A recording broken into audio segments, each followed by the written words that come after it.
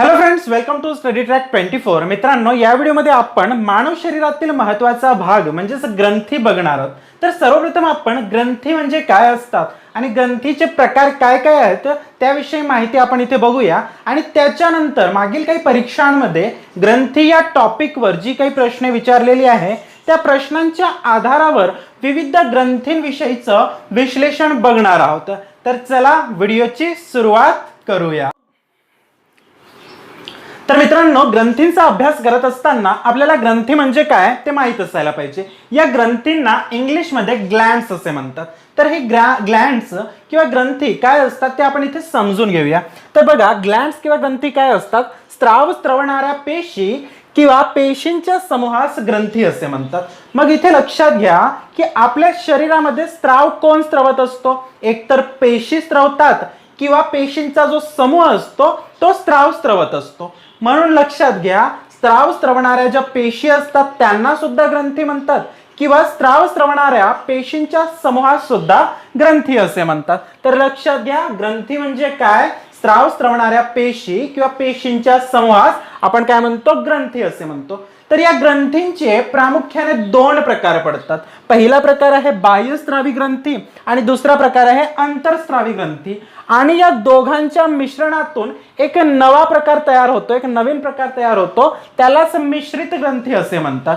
तर पहिले आपण हे दोन प्रकार समजून घेऊया. तर पहिला प्रकार आहे बाह्यस्त्रावी ग्रंथी. तर इथे बघा, स्त्राव वाहून नेण्यासाठी नलिकांचा वापर केला जातो. ज्या ग्रंथींमध्ये स्त्राव वाहून नेण्यासाठी नलिकांचा वापर केला जातो, नलिका म्हणजे ज्याला इंग्लिशमध्ये डक्ट्स असे म्हणतात, याला इंग्लिशमध्ये काय म्हणतात? डक्ट्स असे म्हणतात. तर नलिकांचा वापर ज्या ग्रंथींमध्ये होतो स्त्राव वाहून नेण्यासाठी त्यांना बाह्यस्त्रावी ग्रंथी असे म्हणतात. आणि या ग्रंथी कशा असतात? नलिकायुक्त असतात, कारण की स्त्राव वाहून नेण्यासाठी नलिकांचा वापर होतो म्हणून इथे नलिका असतात. दुसरी ग्रंथी आहे अंतरस्त्रावी ग्रंथी. तर अंतरस्त्रावी ग्रंथी कोणती असतात? स्त्राव वाहून नेण्यासाठी रक्ताचा वापर केला जातो, म्हणजेच यामध्ये नलिका नसतात. याचाच अर्थ ते कशी असतात? नलिका विहीन ग्रंथी असतात. स्त्राव वाहून नेण्यासाठी कशाचा वापर होतो? इथे रक्ताचा वापर होतो, म्हणजेच रक्तामार्फत हा जो स्त्राव आहे संपूर्ण शरीरभर पसरवला जातो. आणि इथे नलिका नसतात या ग्रंथींमध्ये. कोणत्या ग्रंथींमध्ये? अंतस्त्रावी ग्रंथींमध्ये. परंतु बाह्यस्त्रावी ग्रंथींमध्ये नलिका असतात आणि स्त्राव वाहून नेण्यासाठी नलिकांचा वापर केला जातो. इथे रक्ताचा वापर केला जातो, लक्षात घ्या. तर इथे बघा, जे बाह्यस्त्रावी ग्रंथी असतात ते जे स्त्राव स्त्रवतात त्यांच्या स्त्रावालाच विक्रे किंवा एन्झाईम असे म्हणतात. बाह्यस्त्रावी ग्रंथीच्या स्त्रावाला काय म्हणतात? विक्रे किंवा एन्झाईम्स म्हणतात. आणि जे अंतरस्त्रावी जे ग्रंथी असतात त्यांच्या स्त्रावालाच संप्रेरक किंवा हार्मोन्स असे म्हणतात. तर लक्षात घ्या, जे स्त्राव बाह्यस्त्रावी ग्रंथींद्वारे स्त्रवले जातात त्यांना विक्रे किंवा एन्झाईम्स म्हणतात आणि जे स्त्राव अंतरस्त्रावी ग्रंथींद्वारे स्त्रवले जातात त्यांना संप्रेरक किंवा हार्मोन्स असे म्हणतात. तर इथे बघा, आता या ग्रंथींची उदाहरणं समजून घेऊया. बाह्यस्त्रावी ग्रंथी कोणकोणते असतात? लाड ग्रंथी, म्हणजे आपल्या शरीरामध्ये जे लाड उत्पादन करणारे जी ग्रंथी असतात ज्यांना लाड ग्रंथी असे म्हणतात, ते कोणती ग्रंथी असतात? ते बाह्यस्त्रावी ग्रंथी असतात. त्याच्यानंतर घाम ग्रंथी किंवा यालाच घर्म ग्रंथी असे म्हणतात, म्हणजे ज्या ग्रंथींद्वारे घाम निघतो किंवा घाम स्त्रावला जातो त्या ग्रंथीलाच घाम ग्रंथी असे म्हणतात. तर ही ग्रंथी सुद्धा कोणती ग्रंथी असते? बाह्यस्त्रावी ग्रंथी असते. याचं नंतरचं आहे तिसरं उदाहरण आहे यकृत, ज्याला इंग्लिशमध्ये आपण लिव्हर असे म्हणतो. ही सुद्धा बाह्यस्त्रावी ग्रंथीचं उदाहरण आहे. तर लक्षात घ्या, बाह्यस्त्रावी ग्रंथी कोणती असते? स्त्राव वाहून नेण्यासाठी डक्ट्सचा म्हणजेच नलिकांचा वापर केला जातो. हे नलिकायुक्त असतात आणि यांच्या स्त्रावास काय म्हणतात? विक्रे किंवा एन्झाईम्स म्हणतात. ही कोणकोणती असतात? लाड ग्रंथी, घाम ग्रंथी आणि यकृत जे आहे याचं उदाहरण असते. ठीक आहे. त्याच्यानंतर अंतरस्त्रावी ग्रंथी काय असते? स्त्राव वाहून नेण्यासाठी रक्ताचा वापर केला जातो, म्हणजे जो रक्तामार्फत आहे स्त्राव संपूर्ण शरीरभर पसरविला जातो. आणि ही ग्रंथी कशी असते? नलिका विहीन ग्रंथी असते. याच्या स्त्रावास संप्रेरक किंवा हार्मोन्स असे म्हणतात. याची उदाहरणे कोणकोणती आहेत? पियुषिका ग्रंथी, ज्याला इंग्लिशमध्ये पिट्युटरी ग्लँड असे म्हणतात, ते याचं उदाहरण आहे. त्याच्यानंतर दुसरा उदाहरण आहे अधिवृक्क ग्रंथी, ज्याला ॲड्रेनल ग्लँड असे म्हणतात. आणि तिसरं उदाहरण आहे थायरॉइड ग्रंथी, याला कंठस्थ ग्रंथी किंवा औटू ग्रंथी या नावाने सुद्धा ओळखतात. तर लक्षात घ्या, याची 3 उदाहरणे आहेत: पियूषिका ग्रंथी, अधिवृक्क ग्रंथी आणि थायरॉइड ग्रंथी. तर आता तिसरा जो प्रकार आहे, तसा तर याचे मेनली 2 टाइप्स, 2 प्रकार पडतात: बाह्यस्रावी आणि अंतरस्रावी. आता इथे तिसरा प्रकार आपण लिहिलेला आहे, हा तिसरा असा वेगळा काही प्रकार नाही, या दोघांच्या संमिश्रणालाच मिश्रित ग्रंथी असे म्हणतात. म्हणजे ही मिश्रित ग्रंथी कशी असते, ती बाह्यस्रावी आणि अंतस्रावी या दोन्हींचे गुणधर्म दाखवत असते. तर जी ग्रंथी बाह्यस्रावी आणि अंतरस्रावी या दोन्हींचे गुणधर्म दर्शवित असते, त्या ग्रंथीलाच आपण काय म्हणतो, मिश्रित ग्रंथी असे म्हणतो. तर मिश्रित ग्रंथी काय असते, अंतरस्रावी आणि बाह्यस्रावी या दोन्ही प्रकारचे कार्य ती करत असते. मग याचं उदाहरण काय आहे, याचं एकमेव उदाहरण आहे स्वादुपिंड, ज्याला आपण पॅनक्रियाज असे म्हणतो. इंग्लिशमध्ये पॅनक्रियाज म्हणतात आणि मराठीमध्ये यालाच स्वादुपिंड असे म्हणतात. तर या स्वादुपिंडला डुप्लेक्स ग्रंथी या नावाने सुद्धा ओळखतात. अनेकदा प्रश्न विचारला जातो की स्वादुपिंडला डुप्लेक्स ग्रंथी का बरं म्हणतात? कारण की ती दोन्ही प्रकारची असते. डुप्लेक्स असते म्हणजे दोन्ही प्रकारची असते, ती अंतरस्रावी सुद्धा असते आणि ती बाह्यस्रावी सुद्धा असते, म्हणूनच तिला डुप्लेक्स ग्रंथी असेही म्हणतात. ठीक आहे. या ग्रंथीचं दुसरं नाव आहे लँगरहॅनची बेटे. कधी कधी प्रश्न विचारला जातो बघा, लँगरहॅनची बेटे हे कोणत्या ग्रंथीला म्हणतात? तर लँगरहॅनची जी बेटे आहे ती कोणत्या ग्रंथीला म्हणतात? स्वादुपिंड किंवा पॅनक्रियाज नावाची जी ग्रंथी असते तिलाच लँगरहॅनची बेटे असे म्हणतात. मग या ग्रंथीचं कार्य काय असते? स्वादुपिंड किंवा पॅनक्रियाज नावाची जी ग्रंथी असते हिचं कार्य काय असते बघा, हिचं कार्य असते इन्सुलिन स्त्रवणे. तर आपल्या शरीरामध्ये इन्सुलिन स्त्रवणारी ग्रंथी कोणती असते? पॅनक्रियाज किंवा स्वादुपिंड ही इन्सुलिन स्त्रवणारी ग्रंथी असते. मग आता इन्सुलिनचं कार्य काय असते? आपल्या शरीरामध्ये इन्सुलिनचं कार्य काय असते? तर आपल्या शरीरामध्ये इन्सुलिन नावाचा जो संप्रेरक असतो त्याचं कार्य काय असतो? शरीरातील जी शर्करा असते, जे शुगर असते, त्यांचं जो लेवल असतो, शर्करेचा जो प्रमाण असतो तो मेंटेन ठेवण्याचं कार्य, शर्करेच्या प्रमाणावर नियंत्रण ठेवण्याचं कार्य, शर्करेच्या प्रमाणावर नियंत्रण ठेवण्याचं कार्य कोण करत असतो? इन्सुलिनद्वारे केले जाते. मग जेव्हा पॅनक्रियाज किंवा या स्वादुपिंडमध्ये जेव्हा बिघाड होते तेव्हा याच्याद्वारे जे इन्सुलिन स्त्रवण्याचा जो प्रमाण आहे तो कमी होतो. जर इन्सुलिनचा प्रमाण कमी झाला तर जो आपल्या शरीरातील जी शर्करा आहे, जो शुगर आहे, त्याचा लेवल अचानक वाढतो आणि याच्यामुळे कोणता रोग होतो आपल्याला? मधुमेह किंवा डायबिटीज नावाचा रोग होतो. तर डायबिटीज किंवा मधुमेह रोग कसा होतो? जेव्हा स्वादुपिंड किंवा पॅनक्रियाज मध्ये बिघाड होते त्यामुळे काय होतो? इन्सुलिन कमी प्रमाणात स्त्रवला जातो. इन्सुलिन चं कार्य काय असते? शरीरातील शर्करेवर नियंत्रण ठेवणे. जर याचं प्रमाण कमी असेल तर शर्करेवर नियंत्रण ठेवला जाणार नाही, म्हणजे शुगर लेवल वाढणार आणि त्याच्यामुळे कोणता रोग होतो? मधुमेह हा रोग होतो. म्हणून अनेकदा परीक्षेमध्ये प्रश्न विचारला जातो की मधुमेह हा रोग कशाच्या कमतरतेमुळे होतो? तर मधुमेह हा रोग इन्सुलिनच्या कमतरतेमुळे होणारा रोग आहे. तर अशा पद्धतीने आपण इथे ग्लँड्स म्हणजेच ग्रंथी आणि ग्रंथींच्या प्रकारांविषयी माहिती बघितलेली आहे. याच्यानंतर आपण प्रश्नांच्या माध्यमातून या ग्रंथी म्हणजे विविध प्रकारची जी ग्रंथी असतात त्यांचं विश्लेषण बघूया. तर चला आता ग्रंथी या टॉपिकवर आधारित प्रश्नांचा अभ्यास करूया. तर आपल्याकडे पहिला प्रश्न आहे, मानवी शरीरातील सर्वात मोठी ग्रंथी कोणती असते? तर बघा, या प्रश्नाचं उत्तर आहे यकृत. या यकृतालाच इंग्लिशमध्ये लिव्हर असे म्हणतात. तर लक्षात ठेवा, मानवी शरीरातील सर्वात मोठी ग्रंथी कोणती असते? यकृत किंवा लिव्हर ही मानवी शरीरातील सर्वात मोठी ग्रंथी असते आणि या लिव्हरच्या अभ्यासास हेपॅटोलॉजी असे म्हणतात. लक्षात ठेवा, लिव्हर किंवा यकृताच्या अभ्यासास काय म्हणतात? हेपॅटोलॉजी असे म्हणतात. आणि हा जो यकृत आहे तो पित्तरस स्त्रवणारी ग्रंथी आहे. कोणता रस स्त्रवणारी ग्रंथी आहे? पित्तरस स्त्रवणारी ग्रंथी. तर पेपरमध्ये अनेकदा प्रश्न विचारला गेलेला आहे की पित्तरस स्त्रवणारी ग्रंथी कोणती? तर पित्तरस स्त्रवणारी ग्रंथी कोणती? यकृत हे पित्तरस स्त्रवणारी ग्रंथी आहे. आणि अनेकदा पित्तरसावर असाही प्रश्न विचारला जातो की हा जो पित्तरस आहे तो कशामध्ये साठविला जातो किंवा कोणत्या अवयवामध्ये साठविला जातो. तर हा जो पित्तरस आहे तो पित्ताशयामध्ये साठविला जातो. कशात साठविला जातो? तो पित्ताशयात साठविला जातो. तर लक्षात ठेवा, पित्तरस कशाद्वारे स्त्रवला जातो? तो यकृताद्वारे स्त्रवला जातो. आणि कशामध्ये साठविला जातो? तो पित्ताशयात साठविला जातो.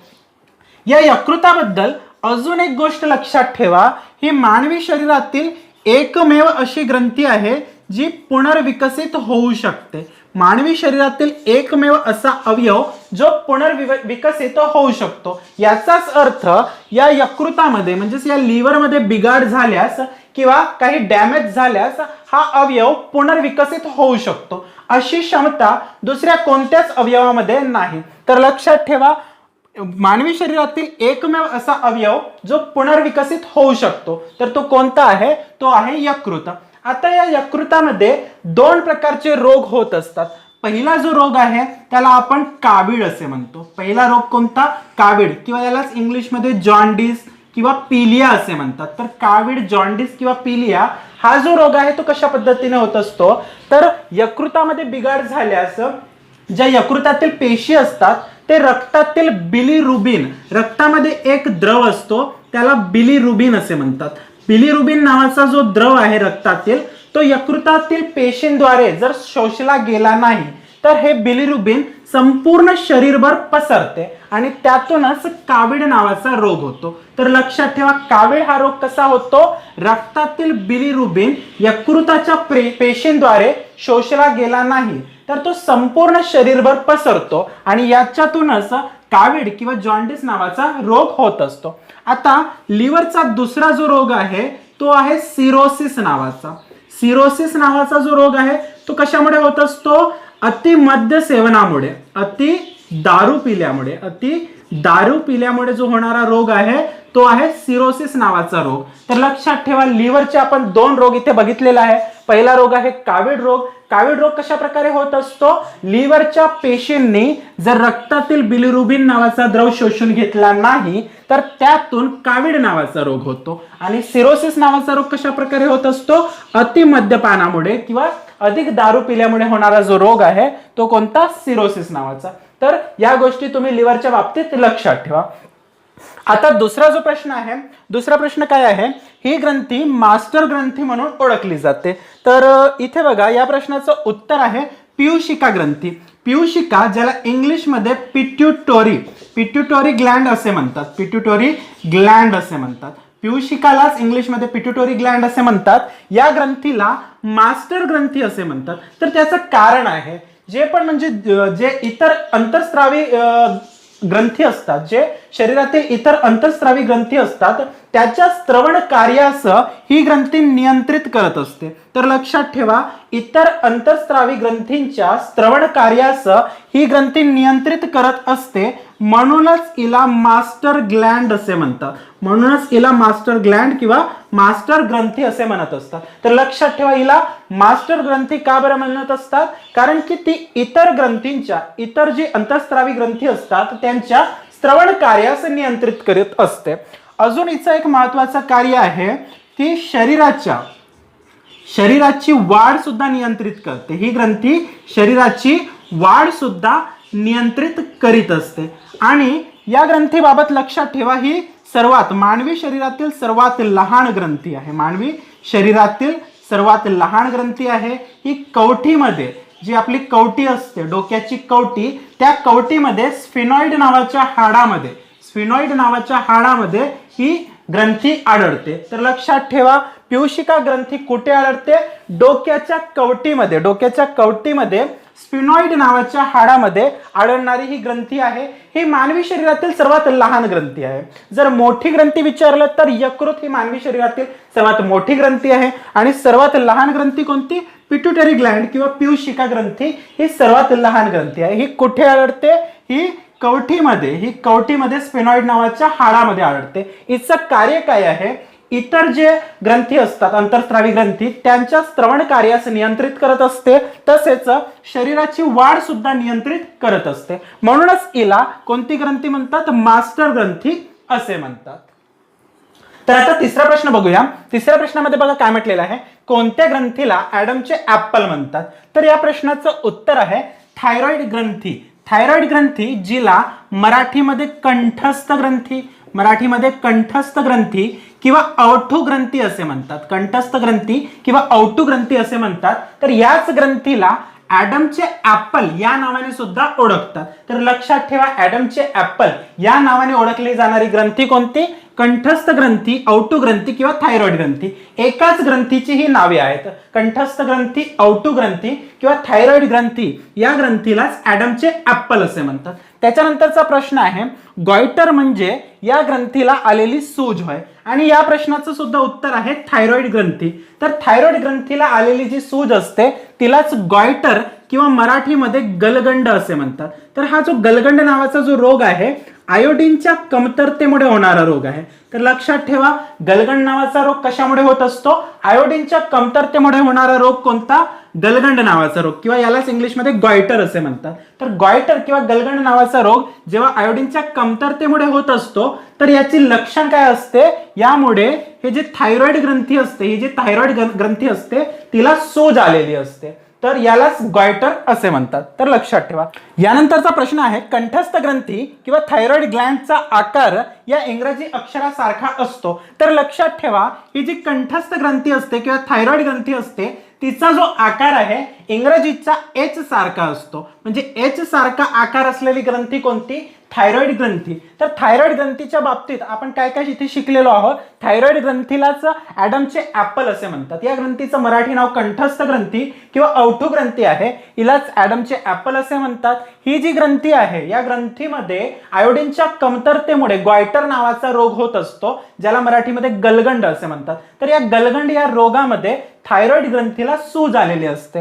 आणि ही जी ग्रंथी असते थायरॉइड ग्रंथी, तिचा आकार कसा असतो? तिचा आकार इंग्रजी वर्णमालेतील एच सारखा असतो. तर लक्षात ठेवा, इंग्रजी वर्णमालेतील एच या आकारासारखी दिसणारी जी ग्रंथी आहे ती असते थायरॉइड ग्रंथी. आणि थायरॉइड ग्रंथीलाच ॲडमचे ॲपल म्हणतात. आणि थायरॉइड ग्रंथीला जी सूज आलेली असते त्या रोगाला गलगंड किंवा गॉयटर असे म्हणतात. आणि इथे बघा, इथे एक पर्यायामध्ये ॲड्रेनल ग्रंथी दिलेली आहे.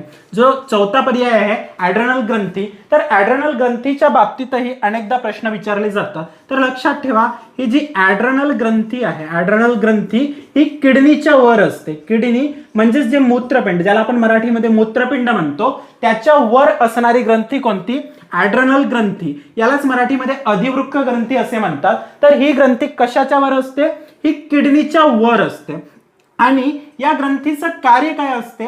मानवी शरीरातील क्षार नियंत्रित करणे. क्षार म्हणजे जो सॉल्ट असतो ना, तो मानवी शरीरातील क्षार नियंत्रित करण्याचं कार्य ॲड्रेनल ग्रंथी करत असते. या ॲड्रेनल ग्रंथीलाच, या अधिवृक्क ग्रंथीलाच, ॲड्रेनल ग्रंथीचं जो मराठी नाव आहे तो आहे अधिवृक्क ग्रंथी. तर या ग्रंथीला आपत्कालीन ग्रंथी असे सुद्धा म्हणतात.